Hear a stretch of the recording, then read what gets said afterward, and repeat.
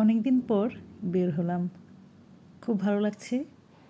বিকাল বিকাল বের হয়েছি, কিন্তু যেহেতু শীতের বিকাল, সন্ধ্যা প্রায় হয়ে এসেছে। আমরা উঠেছি অটোতে। অটো মামা এত জোরে চালাচ্ছে, ভয়ই লাগছে। আবার হালকা ঠান্ডায় শরীরটাও খুব ভালো লাগছে। বেশ কিছুদিন অসুস্থ ছিলাম, সেই কারণে এই ঠান্ডা বাতাস শরীরে খুবই ভালো লাগছে। আজকে ভাবছি বেশ কয়েক জায়গায় ঘুরব, কারণ অনেক জায়গায় ঘোরার সিদ্ধান্ত নিয়েই বের হয়েছি। অটো মামা এত দ্রুত চালাচ্ছে, কখন কিসের সাথে মেরে দেয় আল্লাহই জানে। যাই হোক, আমরা এখন চলে এসেছি শেপ টেবিলে।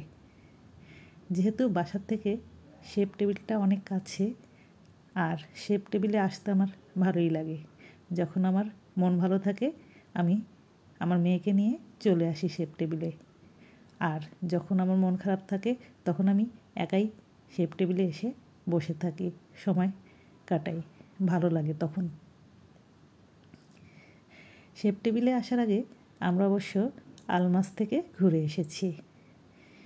এই বসে থেকে থেকে মানুষজন দেখি, মানুষের চলাফেরা, মানুষের কথাবার্তা, এই যে যাপিত জীবন, সবার ব্যস্ততা, ভালো লাগে দেখতে। কেন জানি না, আমার অনেক আগের থেকেই বসে বসে বিভিন্ন মানুষজন, প্রকৃতি, রাস্তাঘাট এসব দেখতে ভালো লাগে।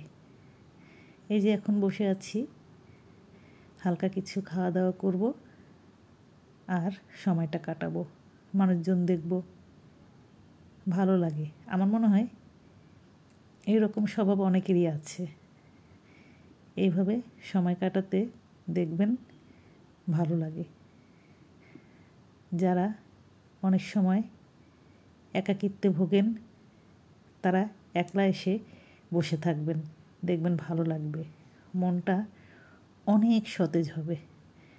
আমার মন ভালো থাকলে আমি চলে আসি, শুধু শেপ টেবিলে নয়, যখন যেখানে সুযোগ সুবিধা হয় সেই রকম রেস্টুরেন্টে বা সেই রকম জায়গায় চলে যাই, ভালো লাগে।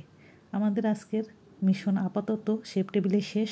এখন অন্য আরেক জায়গায় যাওয়ার ইচ্ছে আছে, চলুন।